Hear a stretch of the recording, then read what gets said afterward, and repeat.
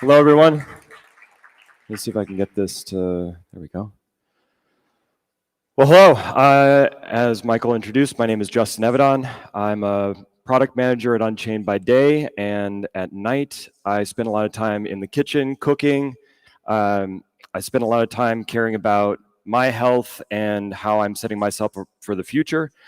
And it's been a bit of a journey for me in coming to realize that there are a lot of things that we can do in terms of our health that we can take into our own control that are otherwise intentionally designed in our society today to be taken away from us. So I want to talk a little bit about the relationship, the parallels between Bitcoin and beef, and then I'm going to leave you all with some actionable information on how you can take sovereign control of your health. So this is a phrase that's often mentioned by Bitcoiners: don't trust, verify. Obviously, we've come to understand what that means, why it means so much. But oftentimes, Bitcoiners are not applying that to other aspects of their life. We will take for granted many other things, despite knowing that information can be manipulated and altered in a way that is not in our own best interest. We also often talk about time preference and the difference between having a high time preference and a low time preference. And this is often, I think, misconstrued by people to make the argument that a lower time preference is to be as miserly as possible today so you can have a lot of sats in the future. When in reality, the best approach to a low time preference life is to invest in yourself today so you can have an abundance of life in the future. If you can't enjoy the future with a lot of sats. And finally, health is wealth. I think that we're so hyper-focused on the Satoshis in our wallet and unable to recognize that there is an investment that needs to be made in our own bodies, our own well-being. We want to be there for our future generations to be able to enjoy time with our grandkids and the generations beyond.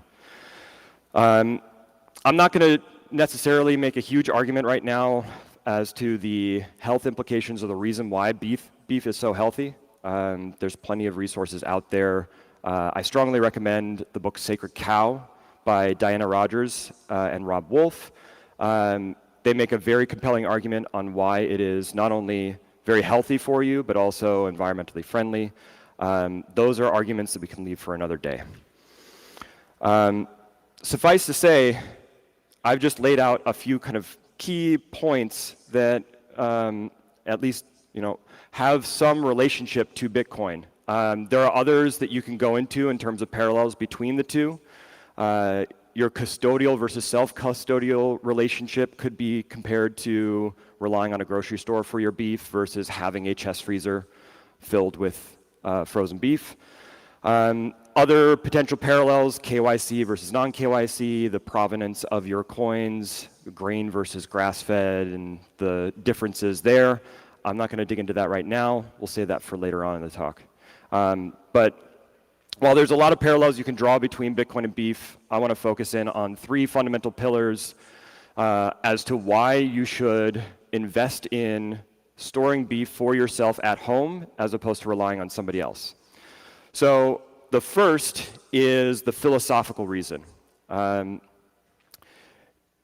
When you connect directly with a farmer, you are establishing a decentralized peer-to-peer relationship. You are no longer beholden to the supply chains of the conglomerates, never knowing if a grocery store is going to have what you want.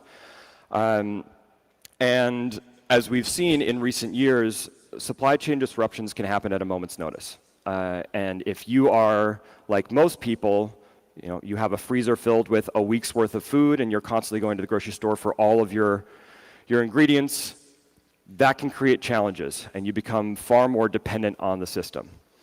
The second is the economics of it. Buying beef in bulk is way cheaper than buying it on a retail basis or even going to a steakhouse.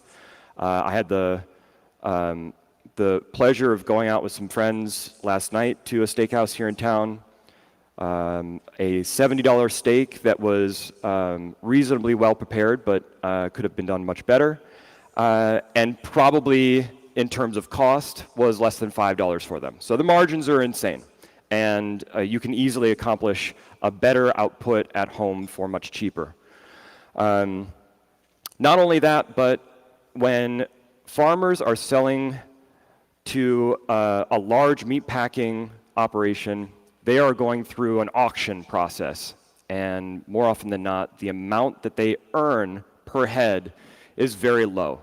I think some of the farmers I've spoken to are looking at maybe $300 to $400 per head. Versus if they can find a consumer that wants to buy direct from them and buy quarters or half or wholes, they're looking at upwards of $2,000. So that is a huge swing in terms of the amount of money that they can earn. Likewise, you're able to spend much less. Oftentimes, the cost per pound is going to drop from up in the $10 to $12 per pound on average to sometimes even half of that.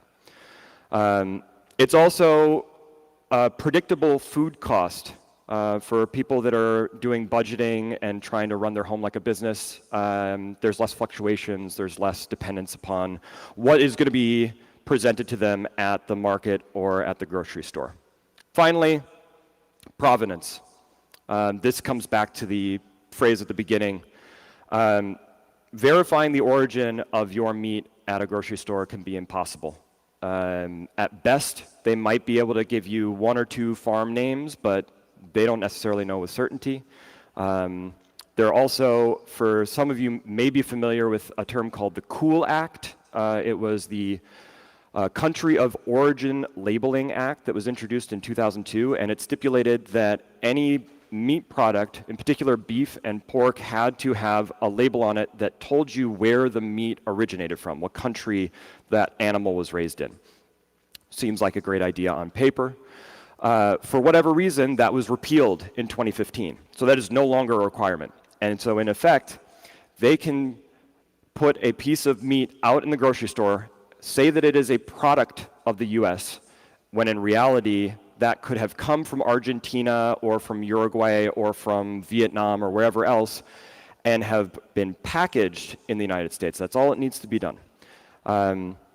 So long story short, economies of scale make it necessary to process meat in ways that are not ideal. They are not necessarily looking out for the consumer's best interest, they're looking out for their profit margin and their best interest. There was an article that I came across in some of the research that I was doing that went through the process of trying to figure out how many different animals comprised a single pound of beef at a grocery store. There's been a number of these articles over the years, but the estimates have ranged from anywhere from in the hundreds to upwards of 1,000 different animals that come in together in a single pound of ground beef at a grocery store. That is going to inevitably lead to cross-contamination, potential issues. The way that they're going to end up mitigating that is by fumigating it, using all sorts of gases to try and deal with it, or they're going to be filling those animals full with antibiotics as a way of mitigating potential disease. The other potential problem is that when a grocery store has meat on hand, they are going to look for ways to be able to maximize the length of time that they can sell that to a customer. In most places in the US, I think in the EU as well, you're looking at an average of about 10 days that they're allowed to keep it out refrigerated before they finally have to remove it. This is often why you'll see manager specials where they're trying to mark it down to get it moved. But there are efforts to try and extend that. And I don't know about you, but when I buy meat and I bring it home, if I leave it in the refrigerator for longer than 6 or 7 days, things start to get a little weird. And I'm not as keen on working with that cut of meat. So suffice to say, there are a lot of challenges and a lot of pitfalls that you're going to run into. And I realized in going through extensive amounts of research trying to better understand how this process unfolded, what I needed to know in order to be confident buying meat in bulk. I realized that this was information that was very valuable to others. And so I ultimately started a Substack called the Primal Cut Sheet, where I look to aggregate a lot of this information and share it with others. And what I found is that there's a step-by-step process in terms of questions that inevitably come up for people that need to be answered along the way, and some of the roadblocks, the hurdles that need to be overcome. Oftentimes when friends of mine are starting to ask about it or other contacts, I jokingly send this as a reminder that Bitcoin isn't the only thing that you should be keeping in cold storage. So, sorry, I'll go back so you can get a photo of that. So, what I want to do now is just run through the basics of buying in bulk. This should be relatively straightforward. I'm going to try and leave a little bit of extra time at the end for questions if they come up. There's a lot to cover, but hopefully it's pretty straightforward. So, what are the basics of buying beef in bulk? Well, there's a couple questions you need to answer early on. One, what kind of beef do you want? As I mentioned earlier, there's often a debate between grass-fed and grain-fed beef. I decided to go a little bit deeper on this because while I very much enjoy having grass-fed, grass-finished meat on occasion, I often find it a little gamey, too lean, it can dry out really easily, it's hard to work with.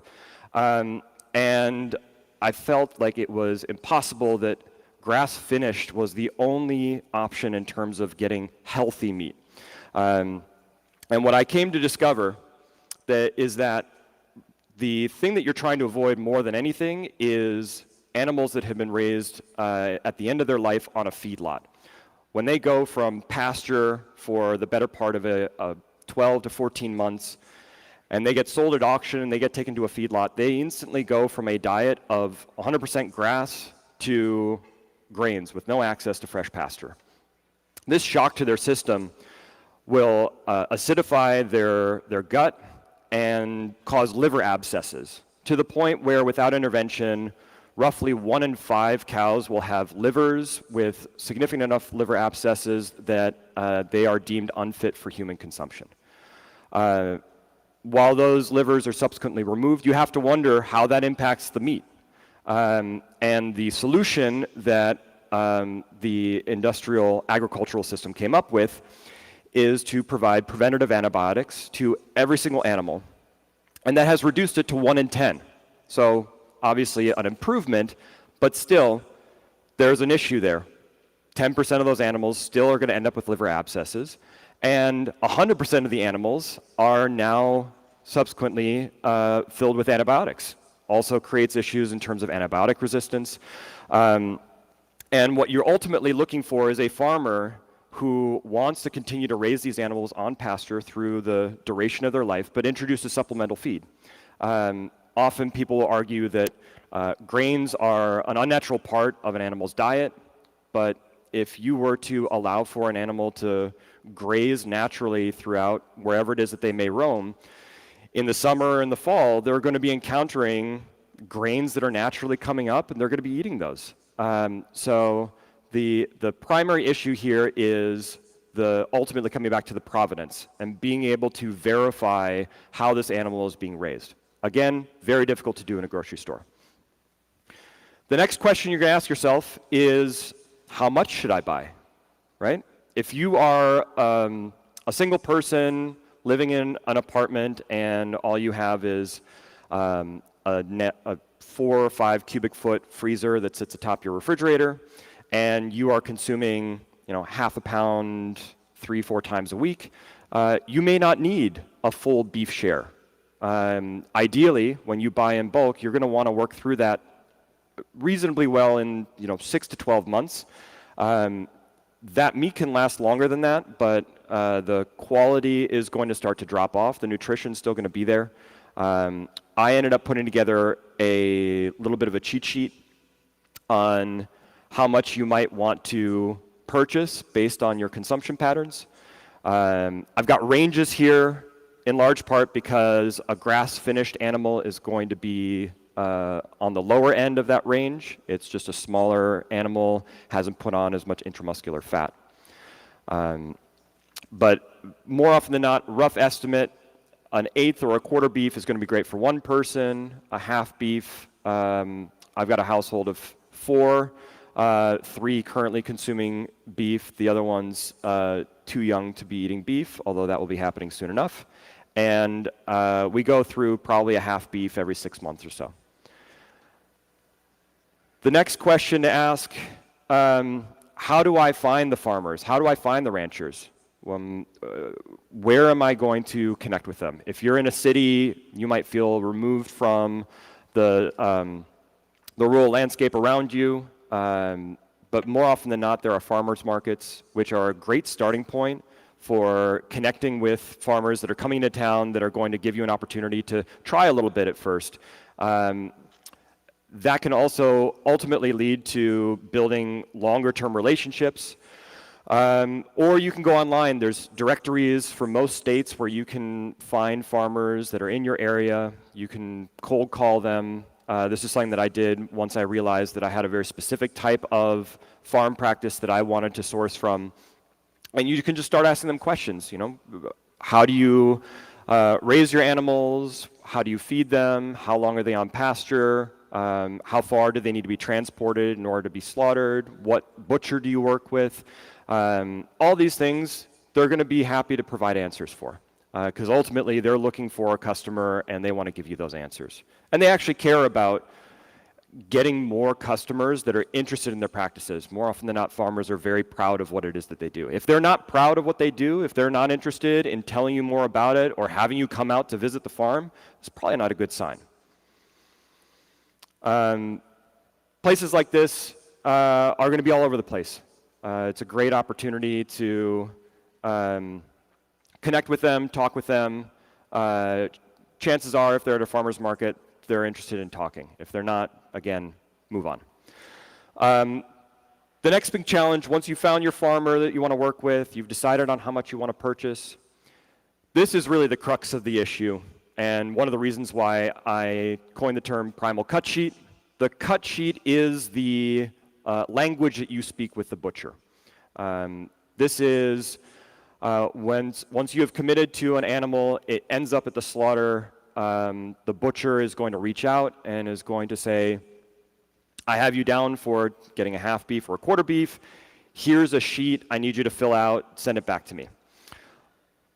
Sometimes they're going to be more than happy to jump on a phone call with you and walk you through it, but if they're doing a large enough operation where let's say they've got 40 or 50 animals that they're processing on a weekly basis, and there's at least 2 or 3 clients per head, that's a lot of individual calls to make, and that's going to take up a lot of time. And they're often not going to be that interested in trying to help you maximize the amount of stuff that you get. I ended up putting this up a little bit too small, but this is an example of what a cut sheet looks like on the right side. It is a foreign language. When I first started looking at this, I didn't understand what the difference was between a cross rib and an arm roast, or why I wanted to tell them the thickness or the roast cut size. There's a lot that needs to be deciphered there. And what you don't know to ask for oftentimes is going to be left out. When I got my first half beef a number of years ago, I didn't get any fat. It just wasn't mentioned on the cut sheet.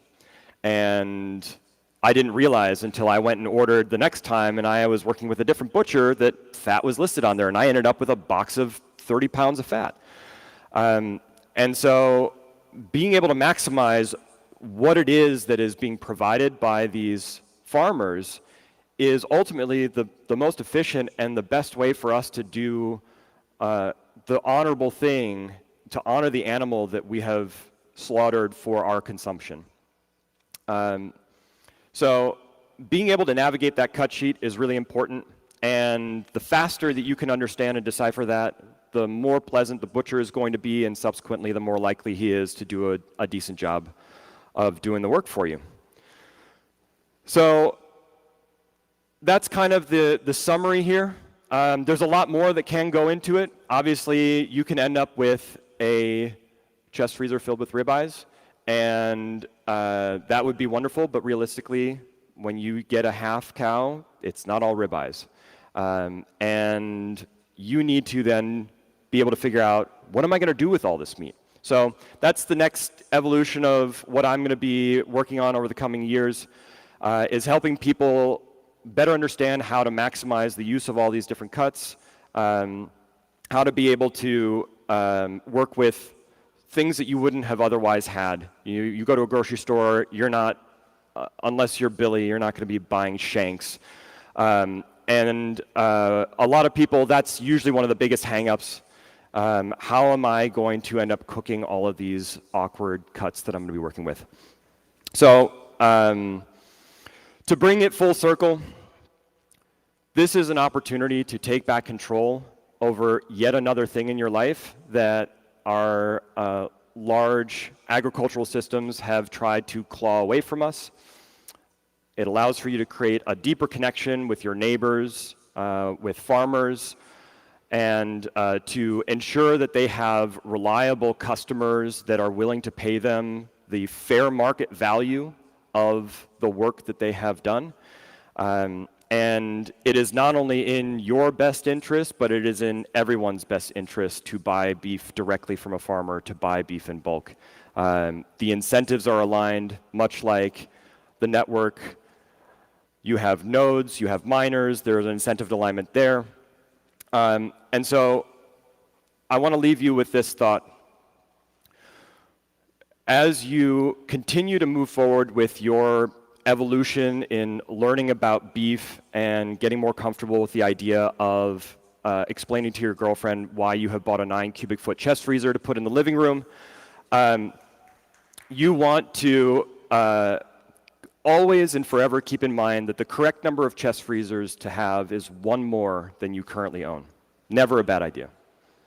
So that's it for now. I'm happy to leave it open to questions. I figure there's probably going to be a number of them, but thank you very much.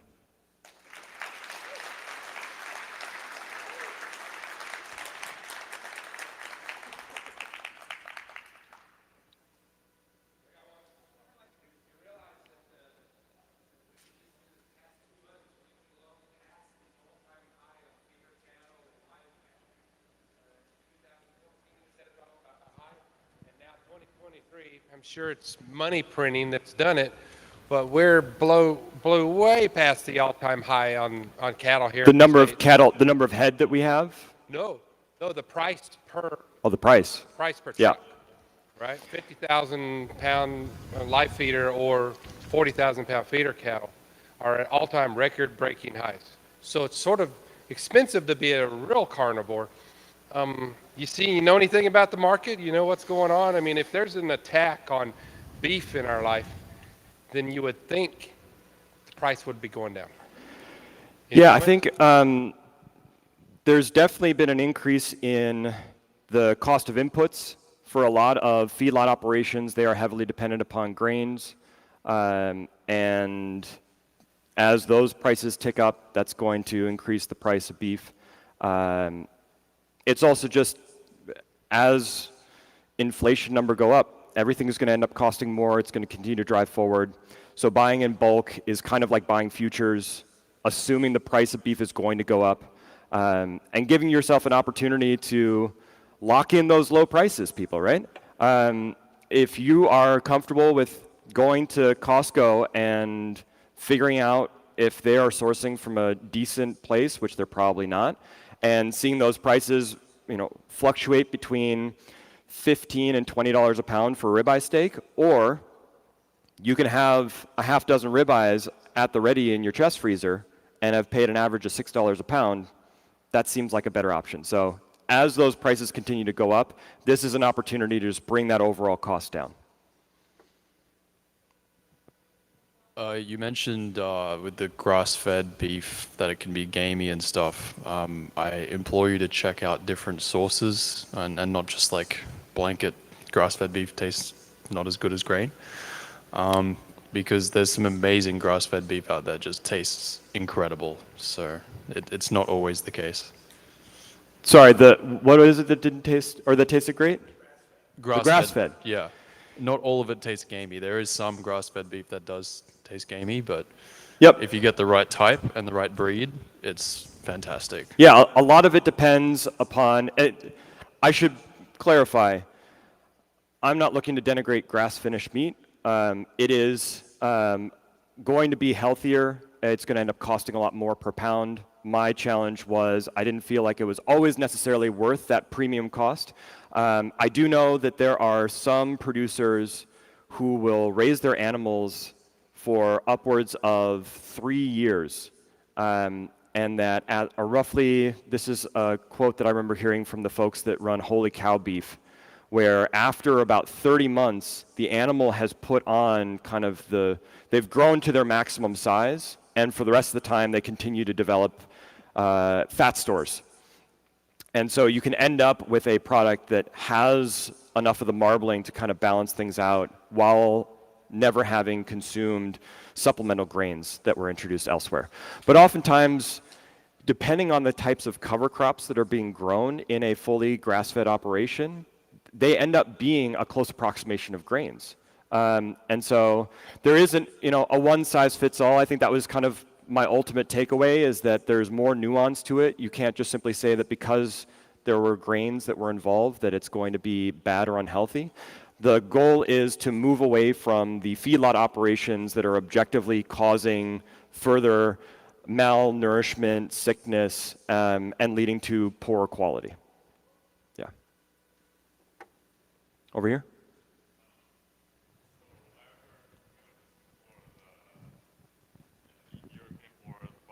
Futures, and it's the first time I realized, the commodity market is extremely manipulated. So, I now foresee a similar thing coming to beef. How high is the price of beef going to go? Trying to understand the markets and how those prices have been fluctuating is kind of out of my wheelhouse. I have definitely found that if you are able to work directly with a farmer, you're going to remove some of those challenges. They're still going to have some increases overall, but yeah, being less reliant upon the overall market to determine how that's unfolding, being a reliable customer for a farmer is going to incentivize them to keep you as a recurring customer, and is going to give them an opportunity to provide you with, as an example, the farmer I get most of my beef from, if he has any cuts where the vacuum seal has broken a little bit and he's not going to be able to sell those at retail price, he will run those by me, give me a discount. They're still great, right? Just because the vacuum seal has busted doesn't mean it's going to suddenly be bad to eat. It's just that it's not going to last as long in the freezer without losing quality.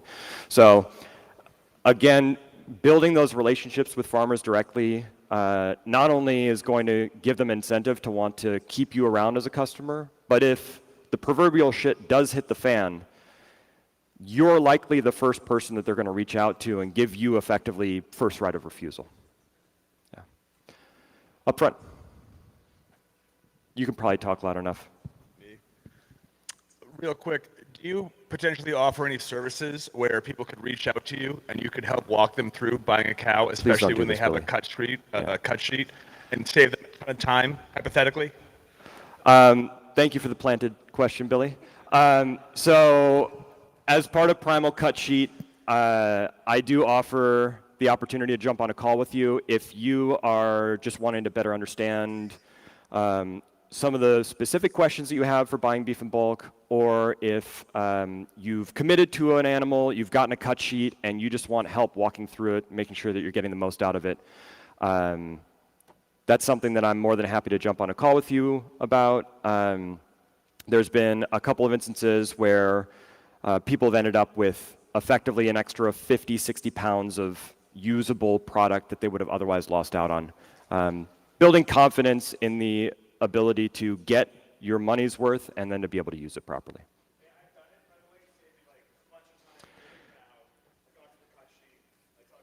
We're over time, Billy. Thank you. Bye, everyone.